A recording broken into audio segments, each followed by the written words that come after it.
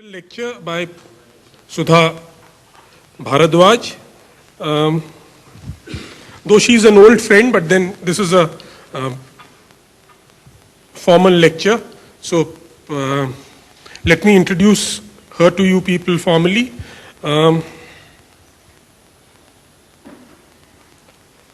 Sudha's permanent address, to which my attention goes straight, is a labor camp in Jamul, district Durg. And that permanent address is by choice. Here is a woman who had the privilege of being born into a leading academician's home. Her mother was Professor Krishna Bhardwaj. Those of you who know that there is an economist by the name of Piero Sarafa, to whom is credited this phrase, production of commodities by commodities. He had left some private papers at the Cambridge University, which Professor Krishna Bhardwaj had the distinction of editing. And I guess around that time, she had to take her daughter along. So here is a lady whose permanent address is Labour Camp Jamul, but she's lived in Cambridge. Embraced voluntary poverty. Remains a concern with those who know her. Shouldn't damage her health too badly. She, in terms of her personal qualifications, she has an MSc from IIT Kanpur. Whereafter, all that I know about her is that she was known to be one renegade on the JNU campus, always in wrong company, always saying ki I have come from Bahadurgarh, which is next to Delhi, and saying that tomorrow the program is at Faridabad, which is another industrial area next to. So that was life, and there would be complaints in between, teased, groped in the buses, traveling at night and all that. Which means that she was a part of the trade union movement when she probably heard of Shankar Guha Yogi, to whom the Indian trade union movement owes a lot. He was the guy who probably said that let us have some functioning institutions while we aspire for building a new social system. They had a hospital where Vinayak Sen used to be working once.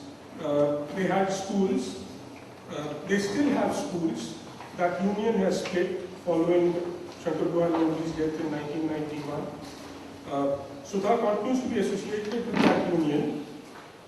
But somewhere down the line they found that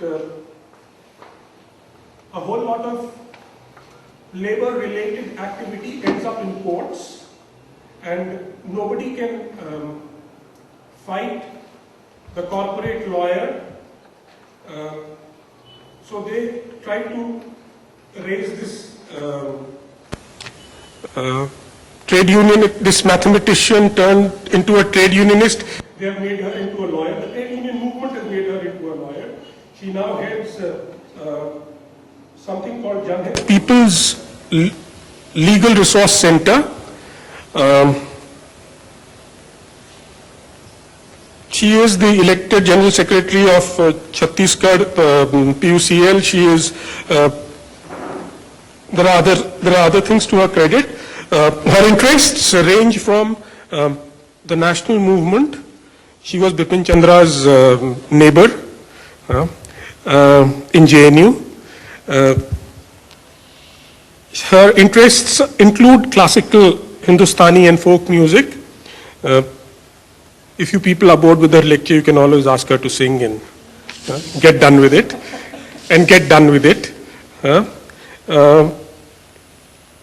She enjoys learning languages and is familiar with 6 of them: Incidentally, she knows Kannada because,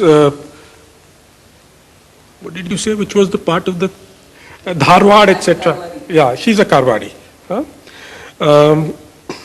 Which is a big qualification in Karnataka. Even though we don't have a Bal Thackeray yet, but then you'd never know, there might be one. All in all, here is a person who can inspire. I don't know how much education she can give faculty dons. Sudha, for as long as you can speak, and when you are tired, sing. Actually, what to speak about, that is the question first. As Bhupen said, I basically belong to the trade union movement, and after that I've become a lawyer, so I'm a human rights lawyer also, apart from being from the trade union movement. What I thought I would talk about today is what is the situation in Chhattisgarh today, the other side of the number one state. Many of you have been seeing, Raman Singh is, the Chhattisgarh state is number one in attracting investment, number one in X and number one in Y. And surely, recently the state had its 12th, day of formation, 1st November. There was a global investor meet and thousands of crores are to be invested, and there are power plants, and it's going to be a power hub. There are cement plants there. Lafarge and Holcim are opening new. What is the other side of that development? The development which is being projected. What is at what cost is this development happening? What does it mean for the workers of Chhattisgarh? What does it mean for the ordinary farmers of Chhattisgarh? What does it mean to the Adivasis? What is happening there? That is, I think, something which we hear very little about. And I think it's very, very important to know about it, because it is only then, I think, that we can figure out exactly what is happening in these areas. Chhattisgarh, when it was formed in 2000, the very first Chief Minister of Chhattisgarh, Ajit Jogi, he had coined a phrase about Chhattisgarh. He said, it is rich land of poor people. So what is this dichotomy, rich land of poor people? And why is it continuing to become a richer land of poorer people, and still poorer people, and still poorer people? This is something that we have to understand, and we have to understand what is going to be the reaction to this. And how is it that how is this going to play out?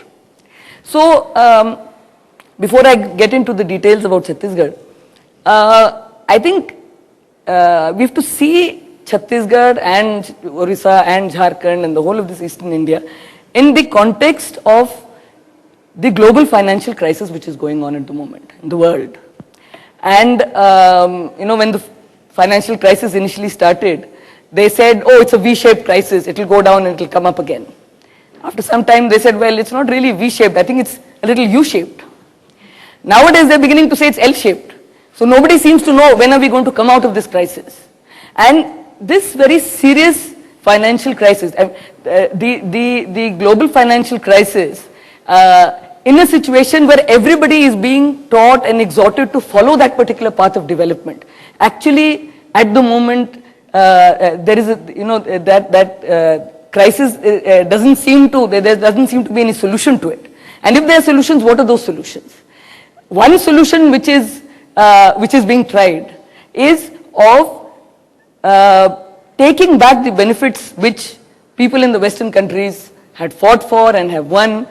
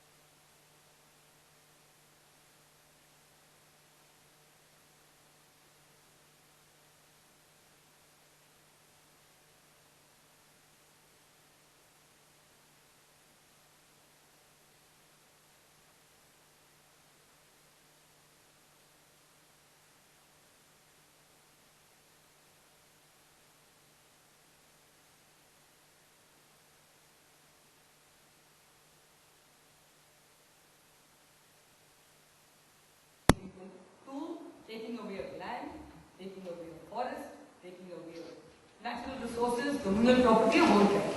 So this is something that we have to understand that in this entire area, probably, particularly Adivasis, it could be one of the biggest assaults on Adivasi people in the whole of human history. So it is not a small thing that is happening before us. And the resistance is of myriad forms.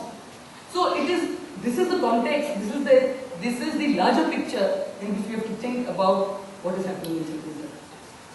Now Chhattisgarh, this rich land of poor people, it has 19% of iron ore of India, 16% of the coal, 11% of dolomite, 38% of all tin, 28% of all diamond, 5% of all limestone and bauxite.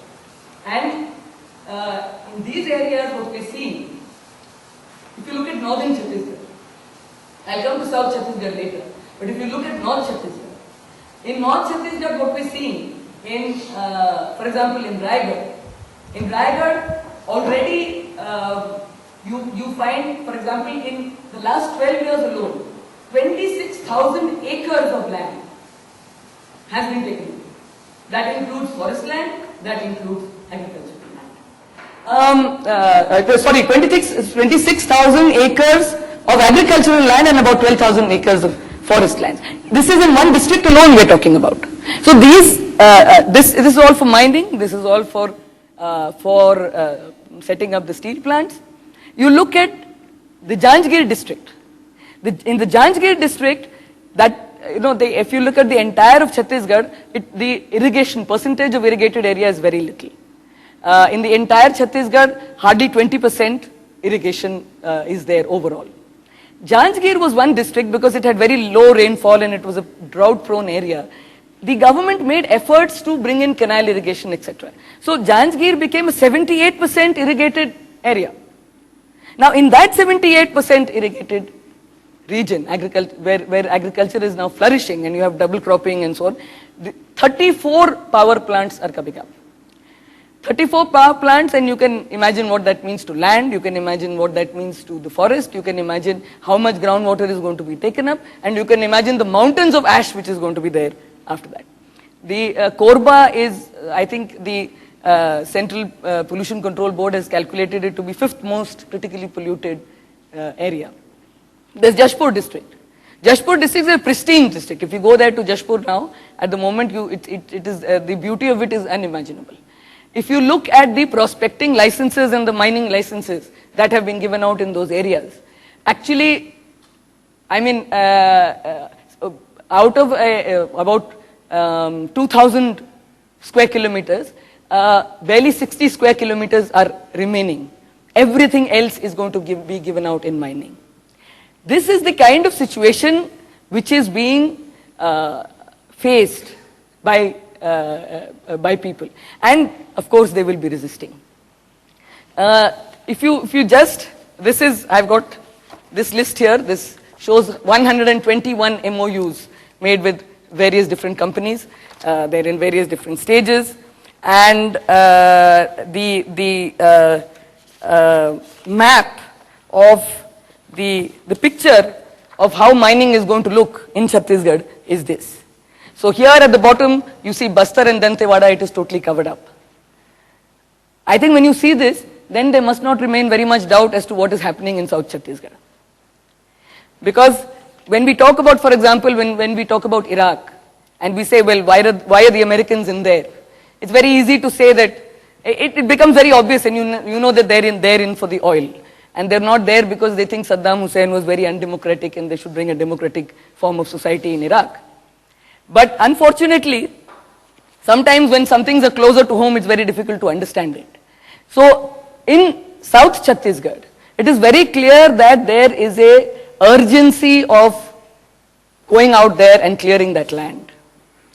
And going out there and clearing that land is one of the biggest engines behind the entire anti-insurgency operations which are going on in Bastar and Dantewada. This is an issue of great concern to all people in the democratic movement. In the whole of, in the entire, in Chhattisgarh, the resistance which is being put up to displacement, it is happening at all levels. And you must have recently heard of Ramesh Agrawal, the environmentalist who was shot. A security in charge of the Angul plant of Jindal is arrested in that case and has not been granted bail, Brigadier Chopra, and various other hirelings related to the Jindal company. But of course, the investigation has not reached as far as Jindal. We belong to a trade union. We have unions in the cement plants of ACC and Ambuja. ACC and Ambuja have both been taken up by the Swiss multinational Holcim. Now, again, let's look at Holcim. Holcim is the second largest cement manufacturing company in the world. Its global profit, return on profit globally, is very small, 1.33%. Its return on profit in India and in ACC is 13%. There is a reason why they need to come out here. They're closing their Spanish plants, they're closing their American plants, and they're coming here.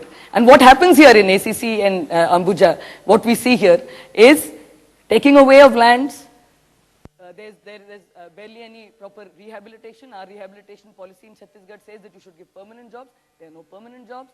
Usually the locals are, if at all they're given employment, they're given employment as contract labor.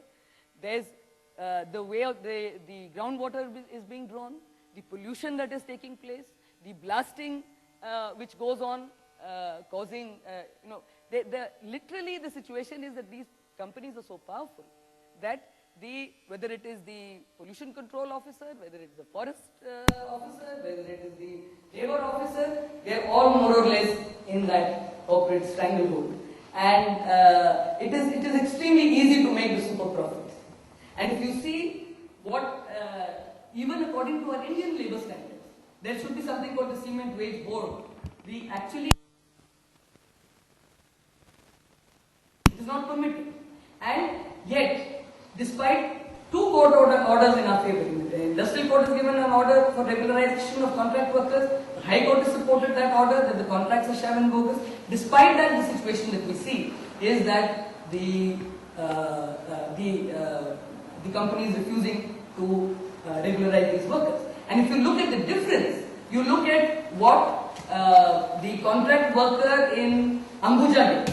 He gets about 120 rupees a day. Then you look at what a contract worker in ACC gets, because there's been a long struggle, he gets a little more, he gets 193 rupees, which is the government minimum wage. You look at what a regular worker gets. A regular worker gets around 400 rupees. 400 rupees is, what does a ordinary worker in Switzerland get, in Holcim? He gets about 2,500 rupees a day. And if you look at, of course, what the CEO gets, he gets 2.2 lakhs a day. And if you look, a day, we're talking about a day. And if you look at what the biggest shareholder of Holcim gets, one Mr. Shmed Haini, he gets 2 crores a day. So look at this. Let us just look at this. And this tells you the degree of extraction. It is not that Holcim cannot afford making permanent those workers. It is not that Holcim cannot afford putting in pollution control devices or or having a more just rehabilitation. But this entire extraction that is going on. I think recently even the Oxfam came out with a report saying that the top 1% in the world is earning enough to wipe out the world's poverty 4 times over. This whole development model, which means growth at the expense of somebody, wealth at the expense of tremendous poverty. Wealth has always been at the expense of poverty. But the degree at which it is happening is something extremely, extremely serious. And we have to think about it. As a trade union, the reason I gave you this background is probably our union, right from the start, we are the bottom of the pyramid. We are the contract laborers who are right at the bottom, getting the 120 rupees wage. Then why are we talking about all these things? Why are we talking about international financial crisis and Holcim and Bastar and all that? Actually, Shankar Bhavan Yogi had a very interesting notion about how the workers are to be. And his notion was that the workers are not victims, we are not beggars, we are not going to ask something. We have to actually organize people. We have to build up a very strong organization, and we have to, it is our duty to change the thing. the slogan given by Yogi was "Naya Bharat ke liye Naya Chhattisgarh." That we have to actually struggle to change this. And how did he think of that struggle? How did he imagine that struggle? Our flag is a red and green flag. It talks of the Worker Peasant Alliance. And normally people do speak about workers as the vanguard, that's a classical Marxist concept. But workers as the organizers of people around them, workers as the organizers of peasantry around them, or of the urban poor around them. That is the way Yogi not only saw it theoretically, but he actually worked with it and showed how it happened. When the union came into existence in 1977, the Contract Laborers Union, that was a time when probably all the possible forces were pitted against this small, young, fledgling contract workers union. And right from its very inception, when about 15,000 workers walked out of permanent unions and went on a very long strike for about 56 days, we had a situation where the district administration, the permanent union, the contractors, and of course shopkeepers, and everybody was against the union. They struggled. In fact, there's an interesting story behind it that the workers had first gone to the permanent union, that is the intercalator, and they said we want the same bonus, even if you're contract workers, we want the same bonus as the permanent workers are getting. And they were told, जिस दिन हाथी का 5 पाँव होगा उस दिन तुमको बराबरी मिलेगी. जिस दिन हाथी का 5 पाँव होगा उस दिन बराबरी मिलेगी. So they just walked out and they sat in that Lal Maidan, and they went out and called Yogi, who had just come out of jail in the emergency at that time. He was known as a firebrand leader who had been thrown out of the lice tree plant, and he had roamed around for a long time in the countryside of Chhattisgarh and developed the roots there. And they called him and they said, come and lead us. And actually, they executed an agreement, and that day they took out a big julus with a hathi with 5 legs. So they said, "नहीं 5 पाँव हो सकता है और 5 पाँव हमने करके दिखाया." It's a different matter that agreement was immediately reneged on. The police swooped down, picked up Yogi in the middle of the night. There was a firing. 7 workers died in that firing, and the workers also captured 4 of the policemen. And the next day the scene was that on one side of the Maidan, here were the workers holding 4 policemen. On the other side of the Maidan were the district administration with their megaphones. Please release these policemen, otherwise we will have to fire. And from the other side, the workers would reply, you first release Yogi, then we'll release them. And this went on for some time, and there was another fire. 11 people died in those days. So that is how this union was born. It was born from the womb of struggle, and it continued to struggle for a very long time after that. But it established itself, and slowly it inched forward. And it came to a point where actually it was able to lead that diversity. How did it do that? One thing was that Delhi Rajra, the union office, became like the center of the peasantry all around. And people would come there for all kinds of for their demands, and the union would lead them. The union had 17 departments. It had the Bachat Vibhag, it had Mahila Vibhag, Sanskriti Vibhag. It used to have its own plays on the freedom fighters of Chhattisgarh. It would have its football team. It ran schools. It ran 11 schools. It ran a hospital. As he said, Dr. Vinayak Sen began from that hospital. And that was the idea that this is not an 8-hour union, this is a 24-hour union, and we are going to touch every aspect of a worker's life. But the even more important part of it was that it was not just mines from Islam, it was Chhattisgarh mines from Islam. So there was a Chhattisgarh. What did he mean by that? And finally, the Kisan Vibhag of the Chhattisgarh mines from Islam actually became Chhattisgarh Mukti Morcha. And that was because of an understanding which Yogi ji had, which was that he used to say that the national liberation, the notion of identity is a very important engine in mobilizing and changing people. And so is class. And when the two are together, then it is a potent combination. And he used to think of the Chhattisgarh nationality being led by the working class. Now, what does that mean exactly? That basically meant that he said that these resources, ये जो अमीर धरती के गरीब लोग, these rich resources, how are they going to be used? How are they going to be controlled by people? What is going to be the method of the techniques you're going to use? What is the method of industrialization you're going to use? These are the questions which have to be dealt with by the movement. And that is the way in which you will ensure the distribution along with that development. You have to think about how those resources are to be used for the good of the people. And that notion imbued the whole, made the union not as victims, but slowly as a people's power center in that case. And the test of it came in the 80s when the Bhilai steel plant decided to mechanize its mine. That is the time when Niyogi gave an alternative of semi-mechanization. And semi-mechanization, he said that okay, the hazardous processes or the very precise processes can be mechanized. But actually the large processes of raising and transportation which were being done, actually were being done better and efficiently. For example, in a mine, you have overburden and then you have ore and then you have overburden and then you have ore. Now if you have human beings working, they can see where is the ore and where is the overburden. If you have a machine which has a jaw like that, it just picks up everything. And then you have to spend another whole lot of things sifting that and crushing that and so on. And the idea was that look, we are a country where there are there's too much unemployment. And to import these machines from Australia, given precious foreign exchange, which will not work in our circuit, we don't even have the spare parts for them, would actually, it showed that this is a wrong calculation. This is not, in terms of economics, it doesn't work.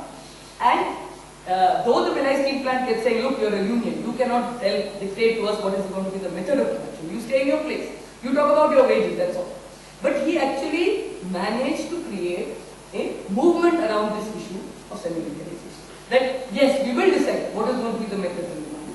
And the interesting part is that the union actually managed to then lead all the other sections of the people. Because if there was going to be mechanization and there were going to be conveyor belts, then the truck owners would go. If there was not going to be enough wages, then the shopkeepers were going to go. The contractors were going to go. And actually all the people who had been opposing Niyogi all this time slowly realized that these are the people who are going to fight this mechanization and came behind it.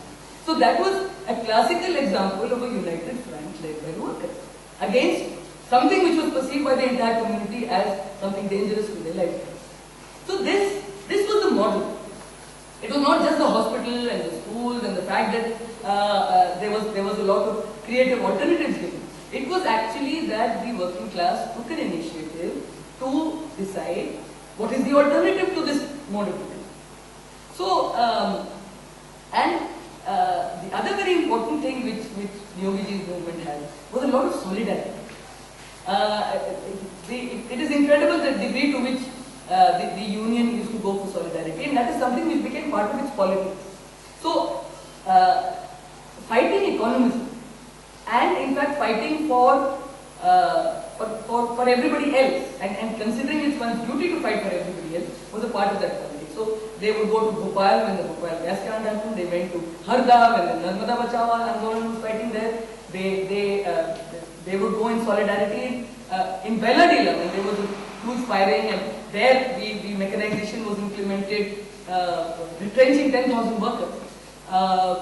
The union sent rice and to support the workers there, and people went to save them. So this whole model of solidarity, and when I am saying Chhattisgarh, mind you, there are two qualifications I will give. One is that he used to always say Chhattisgarh, Bastar. Because let us face it, Bastar's identity is very different from the identity of Chhattisgarh. And he used to always say, if English is going to, उन्हीं की भाषा में बोलूं हिंदी में अगर आप mind ना करें, अंग्रेजी अगर हिंदी को दबाएगी, हिंदी छत्तीसगढ़ी को दबाएगी और छत्तीसगढ़ी गोंडी को दबाएगी, तो लड़ाई कैसे होगी? And that is actually the way it is. And actually this whole question of identities comes up also as a response to discrimination, as a response to exploitation. So if we are going to neglect these areas, if we are going to oppress these areas, if we are going to only see these areas as areas of extraction, where we are going to extract from, then there is definitely going to be a resistance. The second thing is that when he used to talk about Chhattisgarh, then was he talking about Chhattisgarh the way Bal Thackeray is talking about Maharashtra? Or the way Ulfa is talking about Assam? No, not at all. Because the whole notion that a nationality movement led by working class is very different. You used to say that a nationality movement, when it's led by the middle class, becomes a chauvinist movement. It becomes remove the outsiders kind of thing. But in Chhattisgarh, Chhattisgarh Mukti Morcha, they actually, the definition of what is a Chhattisgarh, a person who toils on the soil of Chhattisgarh, who lives in Chhattisgarh and works by his labor, and is struggling for the future of Chhattisgarh. He's a Chhattisgarh. So actually, and this was something which Chhattisgarh Mukti Morcha did not only say in words, it also happened in deed. Because when the police firing of 1st July 1992 took place, 17 workers were martyred in that police firing. Out of those workers, Ashim Das was from Bengal, Keshav Gupta was from Uttar Pradesh, Pradeep Kuti was from Kerala, Lalan Chaudhary was from Bihar, but they were all very much a part of Chhattisgarh Mukti Morcha. And they struggled because they wanted a better Chhattisgarh. So this notion of this kind of a fight. Now, of course, these ideas are very dangerous, and so Nehru was killed. From 77 to about 89, 90, he was there in Dandi Rajana. And after that, when he came to Bhilai, within a year of that, when he started organizing the contract labor in the private industries around the Bhilai steel plant, then within a year of that he was assassinated. And before that, of course, there were large number of attacks on workers, and people were retrenched, cases were put. Even after his death, the repression continued for a very long time. After Neogi's assassination, the group has split up, and we are only a part of it. There are other portions of the Chhattisgarh Mukti Morcha. And when we are struggling now, we are seeing one thing, which is that when we are fighting Wholesale or Lafarge or Jindal or whoever it is, that it's not only us who are fighting the corporates. And the entire, the much larger fight against the corporates is now by the peasantry and by the universities of Chhattisgarh. And the workers, we see our role as supporting that fight, organizing that fight, participating in that fight. So the workers' union has become part of a platform called Chhattisgarh Bachao Andolan, and we have got all the resistances from all over the state to join in this. And because the situation is that the democratic spaces have shrunk to such an extent, and that is primarily the corporate stranglehold which is there, have shrunk to such an extent that each struggle is hardly able to sustain itself individually. It has to somehow come together. You don't see those big mobilizations, those big rallies, as you used to see earlier. But this is the way that we have to come together and do this. We also, as democratic forces in Chhattisgarh, are very concerned about the civil war situation which is there in South Chhattisgarh. And it is unfortunate that most of you, I think, who are here will basically be getting government versions, police versions, and probably have very little contact with realities. What are the realities of what's going on? There is an organization called Adivasi Mahasabha. It is led by somebody called Manish Punjab, and that organization is very closely aligned with the CPI. They have a very good presence in Bastar and Dantewada. They are planning a Padyatra from 1st of March to 15th of March. They will be going from Sukma to Dantewada and to Bhardwaj. And on their behalf, I am inviting all of you any one of you who would like to join that Padayatra and see for yourself what is going on in that area. It's very difficult normally for us to enter those areas. But you should think of going and you should think of seeing what is happening. This happens to be a year when spaces have slightly opened up because of elections. There's an election coming up next year, so the Congress, which in all this process had virtually been sleeping in the past 10 years of Raman Singh's rule, and in fact people who are fighting against the big companies would find it very difficult to have any alternative voice because Congress was as much with the companies as the BJP was. But now, slowly the other kind of forces are picking up that act, and there's the third front forces are coming up. Chhattisgarh Swabhiman Manch, the CPI, the CPM are coming together. So we are seeing here a situation where some space is opened up, and there we can actually see what is really happening out there. There is no doubt that there is a Maoist insurgency. It is very much there and it is very strong. But that is what one has to understand is that the measures which are being taken to tackle that insurgency, are they measures which are going to make things better or make things worse? That is the question. The Maoist insurgency would have started maybe in the 80s, around the 80s when Maoists first came to us. And that was a period in which that entire area was so neglected. It was a punishment posting for anybody to go there. Nobody wants to go there. And, there was a situation where the Adivasis were definitely, there were huge movements for the Tendupatta raids and against the exploitation by the forest department or by the administration and so on. And soon, over 20 years or more, till about 2005 for example, and the then DGP Rathore, he had actually said that there are about 50,000 people who belong to the front organizations of the Maoists. They call them Sangam. So they were themselves admitting that Maoists had very strong roots in those areas. And actually there was a huge area where the police was not able to enter, where the administration was not able to enter, where the forest department was not able to enter. But it is equally true that the teachers were still going, the doctors were still going in those areas. That is also true. Now in 2005, the MOUs with Tata and SR etc. started, and that is when this period of what is called as Salva-Judum began. And I think now nobody keeps up the past that Salva-Judum was a very peaceful movement. I think now it is more or less clear, in the Supreme Court has said, that basically Salva-Judum was a military strategy. And a military strategy is the usual anti-insurgency strategy, which is drain the water and kill them.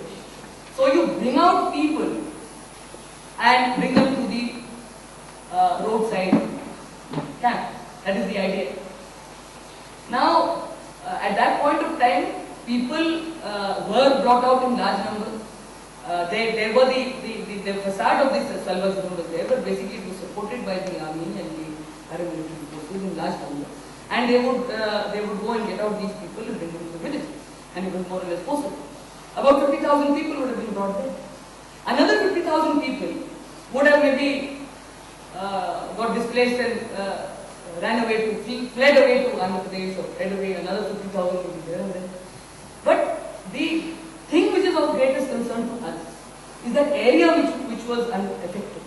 That has a population of more than 3.5 lakhs. That particular area, that's not the entire cluster, but about half a cluster. About 3.5 lakh people were there. So where did the other 2 lakh go? Obviously they went deeper into the forest. And basically this ground clearing exercise has resulted in people going deeper and deeper into the forest. And they are seeing this as their fight for their land, their fight for their villages, and so on. And so now if the government says that all these people are outlaws, those who are not in the camps, by the way, out of the 50,000 in the camps now, most of the people have gone back to them. So there are hardly 10 to 12,000 people in the camps right now. But this is a population which you are declaring as outlaws. This is a very serious situation. The ration shops have been withdrawn from those areas and brought to the camp. The election booths are in the camp. The schools are in the camp. The medical facilities are in the camp. So that population we have decided to starve them and to basically withdraw all civilian facilities to them. So the message is clear, okay, you are there, means you are there. But I think what we have to understand is it is beyond that. It is not, definitely they are taking the support of Maoists. But basically it is, they are Adivasi people. It's a whole community. How can you outlaw an entire community? And what is it going to mean when you are going to wage war on this community? And now you're getting in unmanned helicopters and all that kind of stuff. It's very frightening. It's very frightening. And the same government, which is refusing to declare this an internal armed conflict, is saying that this is the gravest internal security threat. So we can just imagine what is going to happen now. No doubt, Maoists are attacking the security forces. No doubt. But it is equally, there is no doubt that an entire population is being criminalized and outlawed and being considered fit to be decimated. This is something that we must take very seriously. I mean, I don't know if you've been following what has been happening on Australia. The Australian Prime Minister recently apologized to the lost generation and said, we are very sorry. Somehow capitalism has always been associated with decimation and genocide of tribal people. It has happened all through history. It has happened with the American Indians. It has happened to a large extent in Latin America also. And possibly now it is going to happen. I think the demand of the democratic forces in Chhattisgarh is that you must obey the orders of the Supreme Court, the orders of the NHRC, which were that people must be rehabilitated back into the village. You cannot just remove them like that. They must go back to the village. And you must restore the civilian administration there. The Forest Rights Act is an act passed by your parliament. You must grant those rights to those animals. The PISA Act is an act which is passed by your parliament. You must give those rights of Gram Sabha to those animals. If there is a reason why they are opposing those mines and opposing those plants, could it be that all this time, when you were setting up plants and mines, you did not give enough to people? Why is it that they are opposing it? We have to think more about this. It is not something that you are going to be able to do by force. So what we are seeing in Chhattisgarh is that in order to play out this war, actually every single voice which is speaking, what I am speaking today, or what anybody would speak, any voice of dissent which says, okay, now let us think about it. The Planning Commission has gone there. The Planning Commission has brought out a report there on left-wing extremism. It's all available in the documents. You can go to the libraries and look at it. And they are very clearly spelled out. The main issues of land, the main issues of forest rights, these are things which have to be to de-escalate the violence, to bring peace. If you want to bring peace, peace cannot be without justice. So you have to bring justice in some way. Then only you can hope that the violence will reduce. Otherwise, violence will go increase. So this is an earnest appeal. We as UCL, we as the democratic forces, we are all saying that the solution to this is going to be by giving rights to others. It is by realizing what are the reasons why people are opposing displacement, why are they opposing mining, why is it that in all those years so much is claimed to be spent, crores and crores are spent in the Naxal affected areas. And there is, for example, Bega Pradhikaran, Vikas Pradhikaran in Chhattisgarh. The primitive tribal, the Begas. Crores and crores of money has been spent in it. But the Begas there are dying of dysentery. The Begas there are landless. Their condition is appalling. So in whose name is this money being spent and how is it being spent? And what is it being spent for? So I think somewhere we have to rethink these questions. And therefore, I am saying that, tomorrow when you read the news and you read, 13 Naxalites killed, and then you see the photographs and you see these young boys in lungis, think about it. Is there something between the lines to be read? I mean, are we being a party to this? Are we allowing this to be done in our name? I think we need to think about it. We need to know more. We need to know what are the ways to actually bring about peace.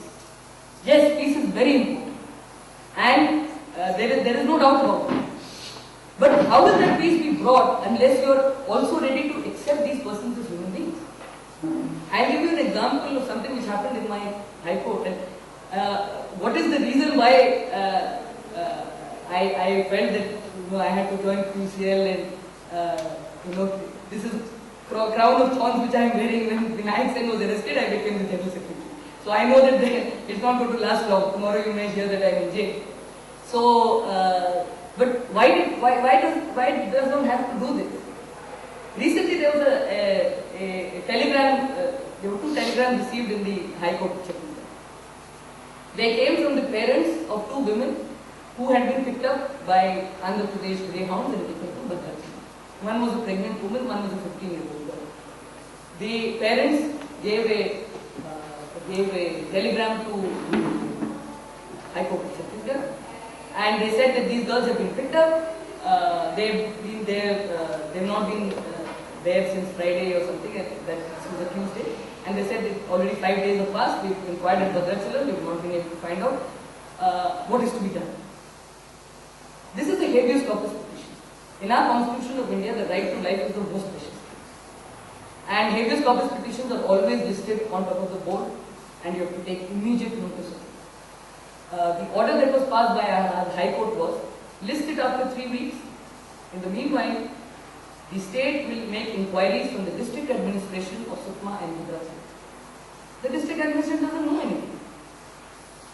If this is the attitude with which we are going to treat the lives of others, do we only have a right to rule over them? We do not even wish to protect the life. Liberty to dur ki baat. The figures of people in jails. Actually, now you can imagine the scene that here are the roadside camps and the security forces are here, and you've got the Naxal strongholds, and in between maybe there are people who are trying to cultivate their land. Then when the security forces come, they run away again to the forest, then they again come back, then they again run away. That process is going. Now, when obviously the forces cannot go out in 2s and 3s, they would be killed by the Naxal. They go out in large numbers. When they go out in large numbers, they see people running away. They're in a situation of an occupation army. So they're terrified of the population. They're terrified even of a little boy coming towards them. They think, oh, this must be a suicide. So they shoot him. Now this is a panic reaction which is happening. But as a consequence, what do we have? We have a situation where people go into villages, just pick up whoever they find and put them in the jail.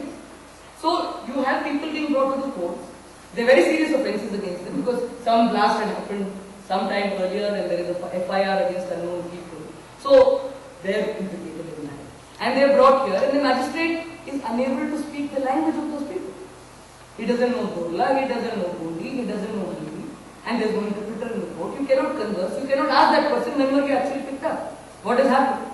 And you see there an old man, you see there a woman, you see there a person who's and you can make out that that person is not capable of being a Naxali commander or whatever. But you send that person to jail. And once that person is sent to jail, he is in a heinous offence. So now there is not enough police to bring him to the court because it will be very dangerous to bring him to the court. So, so then the trial goes on and on and on. And now people are in jail for 3 years, 2 years, 2.5 years, 3 years without any trial.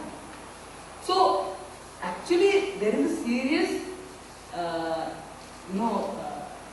situation of miscarriage of justice which is happening. Those cases need to be reviewed. People who are in the jails, it needs to be reviewed. Are they really criminals? Are they really so dangerous? Can some way be found out to really address the real questions which are there? These are all the questions that we are faced with. And we know that, the simplest attitude to take is that anybody who speaks like this, you're a Maoist supporter, so you go in jail, and doesn't take very much to say that. And in fact, the kind of, for example, the Chhattisgarh Vishesh Jan Suraksha Adhiniam, which has been passed in this state, that is actually nothing to really do with armed activity or violent activity or terrorist activity. See, if you look at the UAP, UAP is also a law dealing with terrorist activity. Now that is, I am not in favor of the UAPA, but I am still saying that at least the UAPA has defined unlawful activity in a specific manner. It says, okay, this is unlawful activity, and it clearly makes up that unlawful activity, in law, we have a notion of concentric circles. So there is the issues of law and order, that is the biggest circle.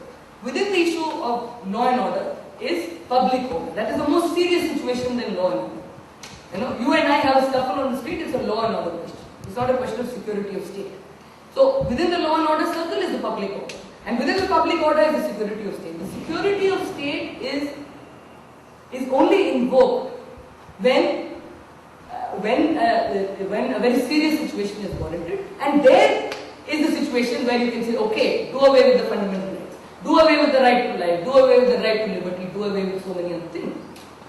But unfortunately, so the UAPA at least has a notion of what is that security of state. It has defined unlawful activity to be commensurate with a real threat to the security of state. But if you look at the Chhattisgarh Vishesh Jan Suraksha Adhiniyam, the definition of unlawful activity is so vague. I am reading out some of the definitions. What do they say is unlawful activity? I think my giving a speech here would very easily fall into that definition.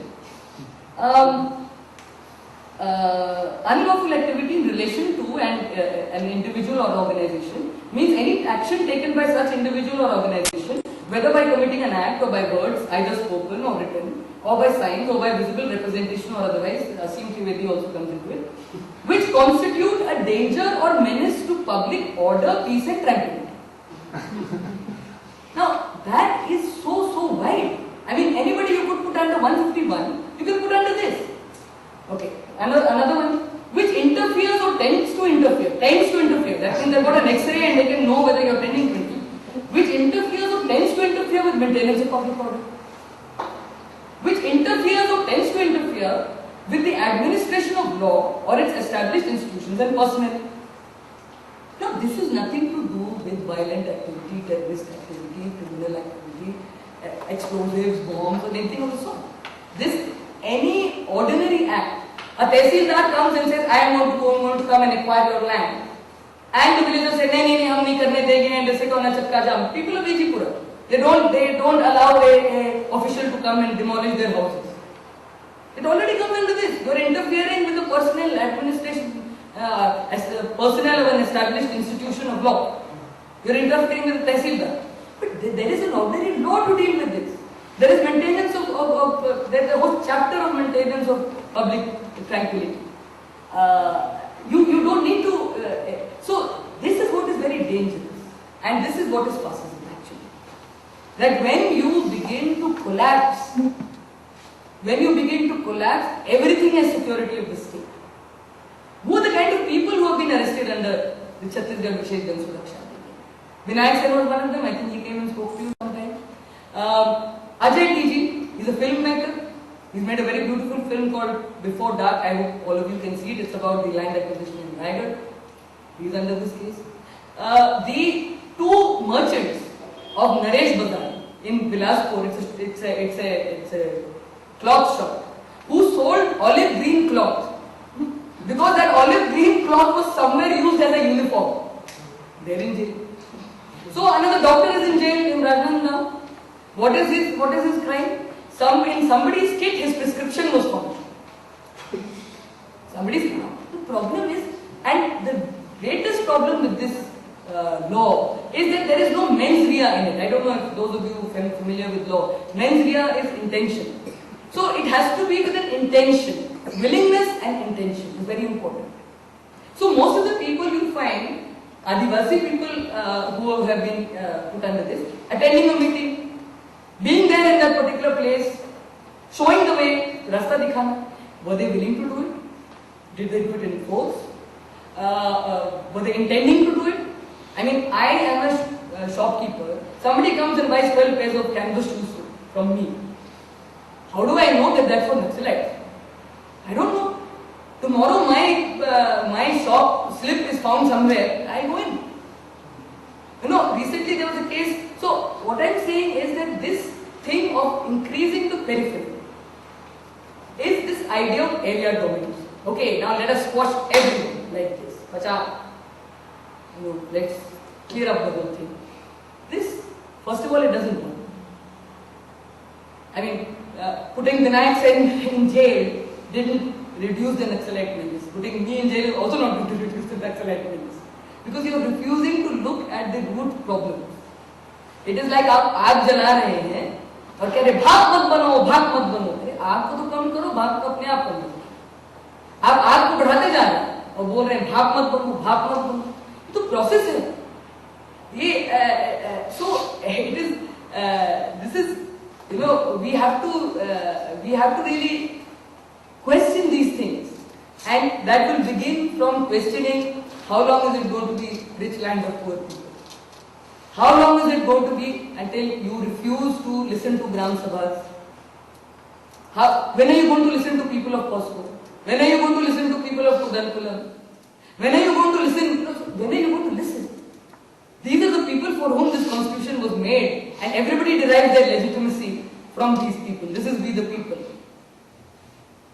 So it's really something different. The second thing that I just ended this.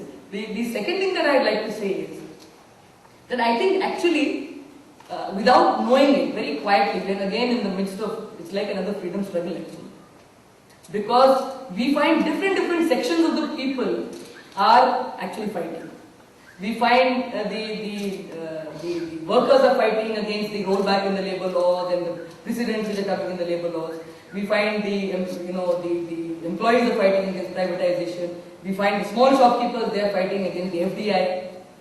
Even we as a union, we went to the small industrialists, the sponge iron industrialists, and we said, look here, I mean, you're going to go bankrupt. You're buying iron ore in the market at 5,000 rupees, and the government is giving Japan iron ore at 400 rupees.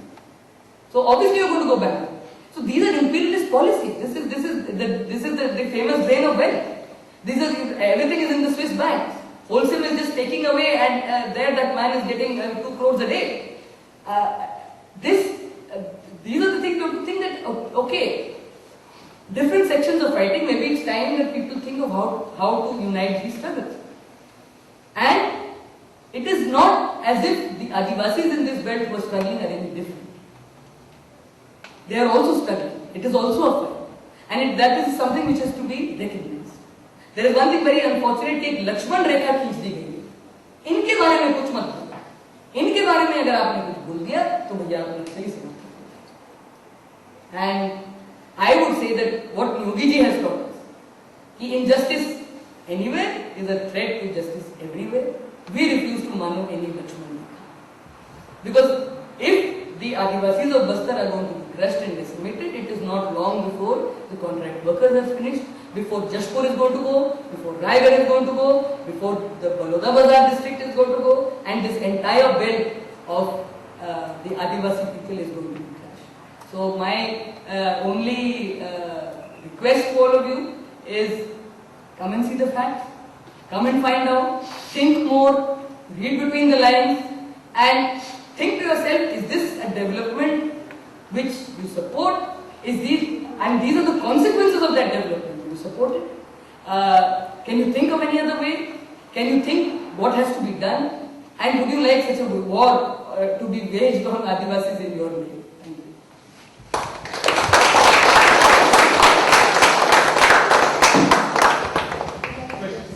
Yeah, sure. Now, if you can provide a demographic and this socio-economic profile of people who fighting for CRPF, most of them come from very poor peasant families in Bihar, Jharkhand, Pradesh. Would it not be a good idea to reach out to them rather than, because see, till 78 CRPF people, they are not actually real victims at all. The rate of unemployment in this country said that there are 7,000 people to replace them. The current strategy of the left side, I know, from them, but I'm just saying that, they don't seem to even realize that they're actually draining their support to Uttar Pradesh and other places from where these young people come. And they are equally oppressed, which is why they have come to ARPF and other places. No, exactly. First of all, I'd like to begin by saying that what I have said is not to say, I told you that Maoists have their own politics. It is an insurgency, no doubt. Their understanding is that they're fighting the state. Okay. So, unfortunately, the state is always represented by its foot soldiers. Okay. Now, I am not going into the rightness and wrongness of that. As far as the PUCL is concerned, PUCL has a very clear policy on this matter. We do not support it at all. In fact, every such incident, we go out of our way to condemn it. But on the other hand, what we are saying is that somewhere or the other you have to address root causes. Not addressing root causes will not stop this problem. The other thing that I want to say is that if you look at figures, this is not just happening here. If you look at figures, for example, in America, a lot of young black people are being sent out into the army. They're being drafted into the army. And if you look also at figures of people killing their superiors in the army, you'll be shocked. Hundreds of CRPF people have shot their superiors or committed suicide. They're in depression. This is a very dehumanizing exercise. How would you feel if you were in the midst of a population which is totally hostile to you? They hate you. They don't want you here. Okay, so you are, as I said, I totally have my sympathy for them. That, they, when they come out, it looks to them like everybody is my enemy. But who's put them in that position? That is the sad thing. It is the state which is doing it. And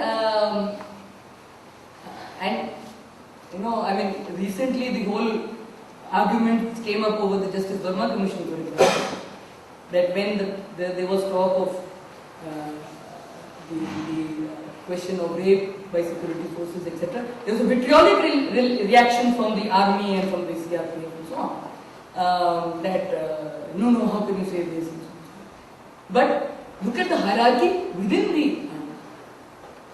I know of people, from my own, that's what I'm saying, we belong to the trade union movement. And in our own labor camp, there were 1 or 2 young boys who had joined the CRPF. And one of them, when he came back, he quit and he came back. And he was telling that, why did he come back? He was explaining that. He said that, we are sent on search operations and sometimes we find the pamphlets of Maoists lying here and there. He said, just out of curiosity, I just folded it and put it in my pocket.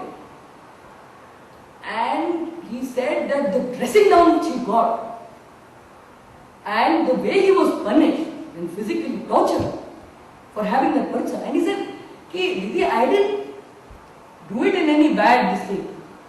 And I was just struck by the title. It said कि आप लोग भी हमारी तरह गरीब लोग हो और आप हमारे भाई हो और ऐसा मत करो और हम लोग जो लोग सरेंडर करते हैं उनको हम कुछ नहीं करते हैं and all that business. He picked it up and put it in his pocket. Just. But that organization will not tolerate it. It is insubordination for them. This is a problem. Another incident I am telling you in Nakulna, there was the Mizo battalion. The Mizo battalion, somebody molested a girl. And the entire village was very furious. So, in fact, that included the BJP MLA of that area. Okay, he's a BJP man. They surrounded the Thana and they said, file an FIR. Right? The TI filed the FIR. And after having filed the FIR, the Mizo people came there and bashed him up. And that gentleman, he was an Adivasi Thanedar. He said, what is this? I have just filed an FIR. And what am I supposed to do? And this situation again, you find a lot of it in Northeast, you find a lot of it in Kashmir. Even with the local police and administration. So unfortunately, you are deliberately wanting to make the security forces totally unaccountable. Even within themselves. The way those people are being treated and tortured even by their own superiors. छुट्टी नहीं देना, महीनों महीनों तक छुट्टी नहीं देना, मतलब बाप मर गया छुट्टी नहीं दिया, बहन की शादी में छुट्टी नहीं दिया, खुद की शादी में छुट्टी नहीं दिया, वो आदमी सुसाइड नहीं करेगा क्या करेगा?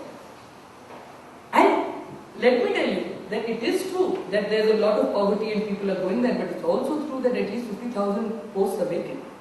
People don't want to go for it. That is also true. And all kinds of, the other thing is, why is it that the only permanent jobs which are there are in the police and the CRP? You must ask this question. The teachers are on contract. The doctors are on contract. Everybody is on contract. I think you people must, some of you would be on contract. Nobody has permanent jobs anyway. Why is it only CRPF and army and because you want to do them to do things which you don't want to do. You don't want to dirty your hands. You're making people do dehumanizing things and that makes them psychologically. It is actually extremely dehumanizing experience. It cannot be something good for them. So I really think we have to address basic issues and I understand this, but equally you'll be surprised that in Errabor, for example, when there was a Naxal attack on Errabor, and actually many people fled from Errabor. When the Home Minister of Chhattisgarh and all went there, actually the camp CRPF shouted at the Home Minister. Because they have been set to do this virtually impossible task. And it's not working. And the other thing is that if really the Chhattisgarh government thinks that this is the way that they are going to manage things, it is not going to be manageable this way because actually Naxalite movement is spreading. And it is spreading all the way to Garyaban and Mahasadam and Raigarh. And it is spreading all the way the other side also. So this is happening practically. They have to think about it. It is something which has to be thought about. You mentioned the UAPA and this Chhattisgarh Vishesh Chhattisgarh Union. Dating prior to this, we have had. Why is it that we have so many different flavors of laws for the same essential idea? And a follow-up to that question is there nothing in the Constitution that prevents this kind of instrumentation of laws by the state?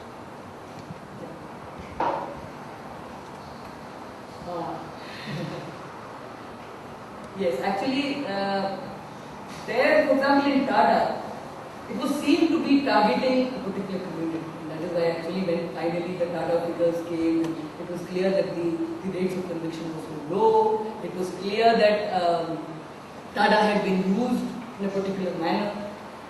That is how actually Tada was not renewed in a sense, because Tada, you have to go on every 5 years. It had to be passed. I think, for example, AFSPA, in Manipur and in the northeast, there has been a huge movement against AFSPA. People have been self-humiliating. Middle-aged women have been protesting naked before some rifles. These are things which we cannot imagine. We actually have no connection with those areas. Yeah, in Kashmir, elected chief minister is saying that look, we must remove AFSPA from certain areas of the state where there have not been incidences because AFSPA gives a license to kill, to search, which is unacceptable. Interestingly, the Justice Verma Commission, Justice Verma was the man who upheld the constitutionality of AFSPA. He headed the 5-member bench which upheld the constitutionality of AFSPA, but in this time, in the Verma Commission, he also said that look, AFSPA does not mean, it cannot mean a license to rape. It cannot be interpreted like that. And I think we must be rethinking about that. So, what you're saying about the constitutional check, see, I think it's very clearly seen in the 124A, in the sedition case. You see, Kedarnath Singh's case was the case in which the very constitutionality of the sedition was challenged. Okay. Now, what did Kedarnath's judgment say? Kedarnath's judgment very clearly said that 124A is consistent with the freedom of speech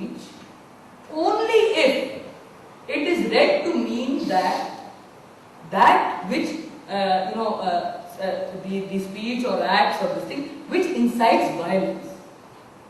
If incitement to violence is not there, then it would make the section unconstitutional. Therefore, now they had two choices. One was to remove the section and say it's unconstitutional. The other was to say no, but you must interpret 124 very strictly, and only 124 can only be put in those cases where these ingredients are found. So Kedarnath Singh, when did it lay down? 60s, early 60s. After that, 50 years have passed. You're continuing to use sedition. You're using sedition against Kudankulam people, 3,000 people. You're using sedition against Jadavpur professor. You're using sedition against Azim Trivedi. You're using sedition against somebody who wrote on the Kandamal riots. You're using sedition against that Vaisla for demanding something for reservation for Bujars. You are using sedition against each and everybody. So that means you are not capable of actually confining yourself to the constitutional limits. If that is so, then 124A should go. That is all that can be done about it. Because you have already been told how you are supposed to interpret 124A, but it is not being interpreted in that way. So I think basically what is happening is that though the constitution does not permit us to do all these things, it is true. But the constitution has many other things also. The constitution also has the directive principles. So can the Supreme Court not take so much notice of these things and direct the government to act in certain If it wishes to, and if the judges of the Supreme Court do not have shares in various companies, they should. I am sorry, it is I am afraid, see, it is all depends on where you are. If you are driving a car, then the pedestrian who is walking on the street is a nuisance. If you are walking on the street, the man in the car is a nuisance. It depends on where you are. And this whole notion that you have to bulldoze development and this is the best thing to do, it, you are not even seeing, is it really going to be sustainable? Economically, ecologically, socially? I don't think this kind of development pattern is actually sustainable in any of these ways. But you agree that the only way to approach this is through a systemic approach, right? A systemic proper setup. You don't? I don't know. Of course I would agree. I'm a Marxist, I would agree. But yes, there would be discussions and debates what is the way to do that. There would be discussions and debates what is the way to do that. But yes, I think if you're a Marxist, it's very clear because we were never under any illusion that the state is neutral. We always knew whom the state stood for. But the fact that the state is now standing, not even standing for the small industrialists of Chhattisgarh who are sponsoring money. It is not even standing for the shopkeepers who are opposing FDI. It is, I don't know who it's standing for. The Congress government at the center seems to be committing suicide deliberately. I am not clear why. It seems to be making way for Modi or what I don't know. Anyway, this is becoming a political talk now. So, anything else? Yes. For the last 50, 60 years, different people have been fighting for political and other reasons. Now, suppose tomorrow a prime minister comes and says that I withdraw all the army, I withdraw CRPF, I withdraw all the companies.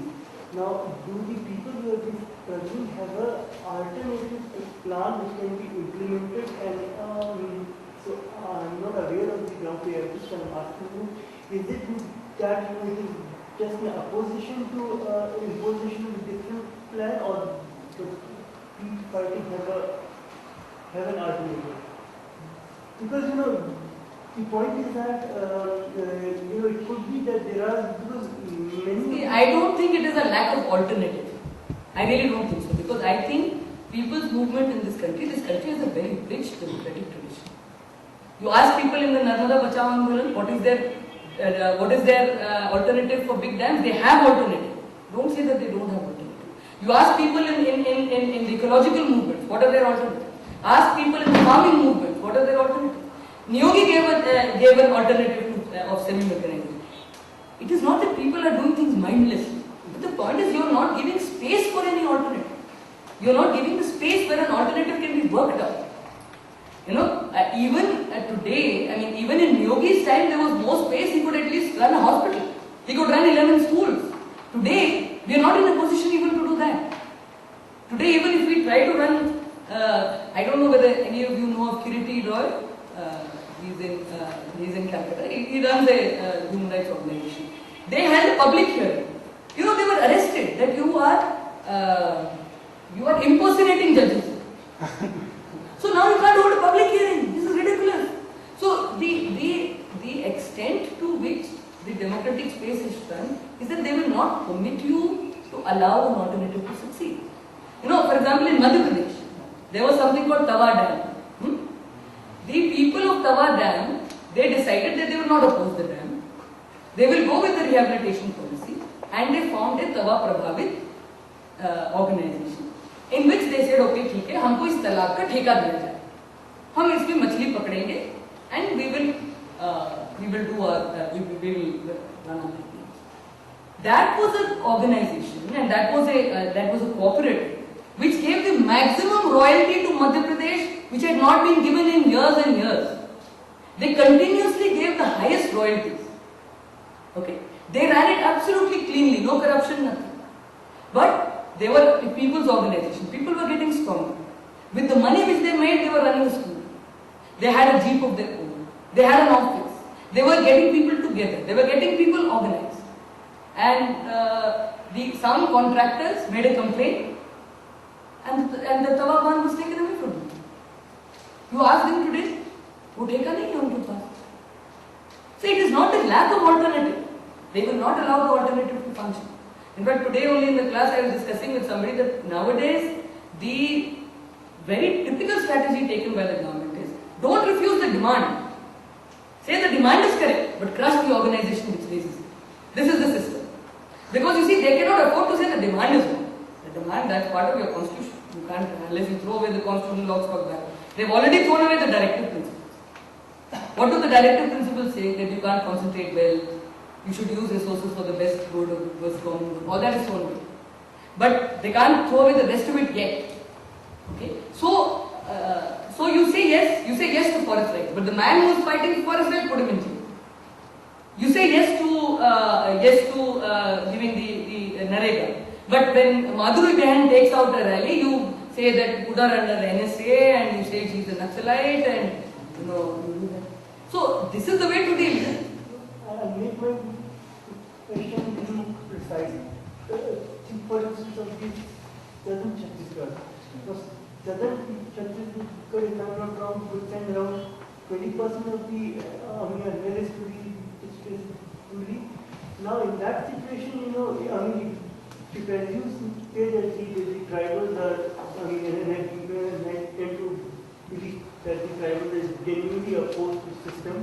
But if they are they elected members because the exiles have the power in that area. Now, if the people of that area, if they are electing their own representatives, are these elected? 20% of the assembly is a huge thing these days. Okay. Okay, I got your point. Yeah. Huh? I think this must be the last question because everybody else is getting tired. So rest of it you and I will discuss. Okay. This is the last question. Unless somebody else has. Please go ahead. About election, let me make it very clear. Mahendra Karma was defeated in the election. It's very surprising that Mahendra Karma was defeated, but the man who defeated him was not elected. And the man who defeated him was Manish Kunjam. Actually, the whole battle was between Mahendra Karma and Manish Kunjam of the CPI. But a third person won. How did that happen? And I think the basic reason for that is your EVMs in the CRPF camps. The Adivasis are not putting the votes. My dear friend, the EVMs are in the camps. Now either you go there and get arrested, or the CRPF people are providing the buttons. I don't know what is happening. I personally know of a person whose case I am also fighting actually, incidentally. There is a Karyakarta, Kaladas, you know Kaladas. His brother was part of a election team. And गलती उन्होंने ये कर दी थोड़ा ज़्यादा enthusiastic हो गए. तो उन्होंने जो है कुछ ज़्यादा बटन दबाए. तो जितने वोटर नहीं थे उतने वोट पड़ गए, तो then they went to jail. Now, see, the problem is we are taking for granted that that is a regular election. In Bastar, nothing is regular, my friend. You know, I think so. You know, it is true that Naxalites have a policy of boycott of election, but their policy of boycott is in the area of their stronghold, because they claim that they have their own government. You may disagree, agree with them. That's a different. They claim that they have their own government. They run their own schools. They have their own curriculum. They have their own whatever. Okay, that is a different thing. But in the rest of the area, to my mind, Manish Kunjam was doing a very good job, and he was. I don't think there would be any reason for Naxalites to oppose Manish Kunjam defeating Mahendra Karma. I don't think so. So I think we take it too much for granted, and I think the way it's not only elections in Bastar, but to think very carefully about elections in Kashmir, elections in Assam, and so many other places. And in fact, we also have to think about one interesting question which the Aam Aadmi Party has raised. Did you know that there is a form which you can ask for if you don't want to vote any of the people who are there in the state? Yeah, actually, people mostly don't know about it. And I think because they are afraid that if they have none of the above, then none of the above will win the election with a thumping result. I think we should stop here. We can discuss later. Huh? Is it time? Yeah. Traffic.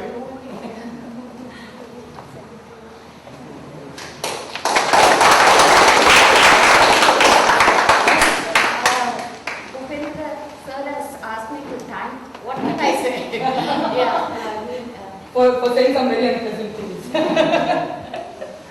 Well, if we stand for justice, we have to think about these things, as you said. At least think. That's the least we can do. Thank you so much for coming, sharing your My experience. pleasure. And speaking.